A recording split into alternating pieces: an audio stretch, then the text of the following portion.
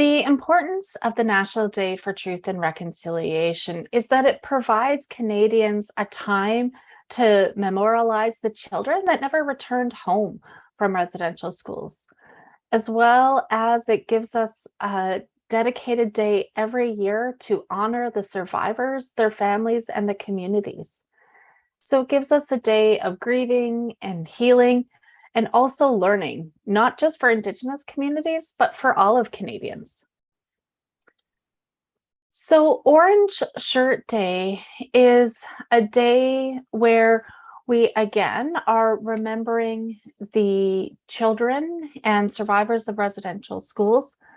But in particular, Orange Shirt Day is connected and based upon a survivor of residential school, Phyllis Webstad, her experience of attending residential school in British Columbia. And that when she attended, the day she showed up, she was wearing a very special orange shirt that her and her grandmother had purchased. And that shirt was taken from her and she never saw it again. So Orange Shirt Day really symbolizes the way in which children, when attending residential school, were stripped not just of their physical belongings, but of their connections to family, um, connections to languages, to culture. And so it's a visual way to represent the injustices that occurred through the residential school system, and also a way to show solidarity with survivors. So, since the identification of unmarked graves in Kamloops Residential School in May 2021, there's been a few positive developments that have occurred. Notably, the Canadian public have had their attention redrawn to the situation of the history and legacy of residential schools.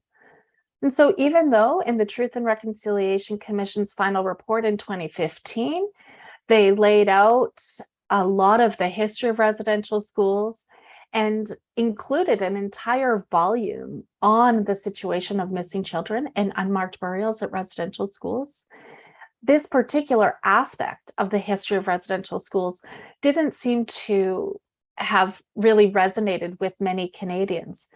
And so, one thing that we've noticed since last May was that Canadians now have really awoken, and we're seeing a lot of communities wanting more education.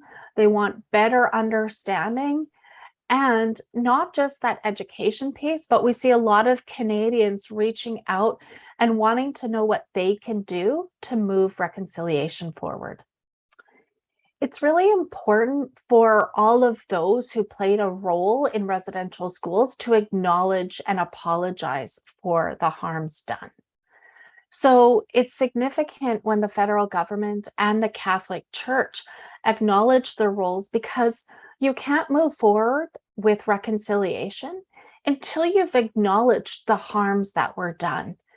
So for many people, I think the acknowledgements and the apologies that have come from the federal government and now from the Catholic Church, it really shows that they are open to taking more steps towards reconciliation in Canada, while starting with that important place of acknowledging the harms that were done.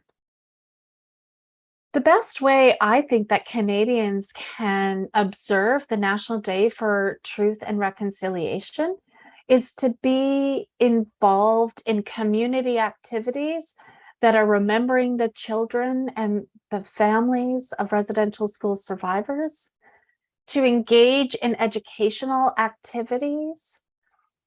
It's also a day for Canadians to make commitments to take action towards reconciliation. So, learning is a really important first step on the path to reconciliation, but it's the first step. And so on September 30th, I really hope all Canadians will take the time and identify what are some of the key steps that they can take over the next year toward reconciliation. And then next year becomes that time again to check in. Were you successful in the steps that you were taking? How did they work out? And continue to make annual commitments every year towards working with Indigenous peoples towards reconciliation. Am I confident that things are going to move forward? Some days, yes. There are days where I have a lot of confidence that Canadians are committed to this journey, to working with Indigenous peoples, to moving forward and living together in a good way. Some days are harder, though. There continues to be instances in the news of profound racism against Indigenous peoples. I think many sectors in Canadian society continue to struggle to really understand the depth of the harms that were done and the amount of work that needs to be done. I continue to see resistance from certain sectors, um, people who want to move forward without acknowledging not just the past harms, but the ongoing harms. The racism that exists in the justice system, the healthcare system, the education system, the child welfare system, all well documented with a lot of concrete actions that need to be taken as set out in the calls to action from the Truth and Reconciliation Commission. And sometimes it's hard to keep up that hope that things will change. But then there are moments where I see organizations asking and coming to the National Center for Truth and Reconciliation for Education and asking for advice on how to move forward. And so, yeah, I would say some days I'm really optimistic, but it's hard to keep that mindset all the time when you see the amount of work that is left to be done.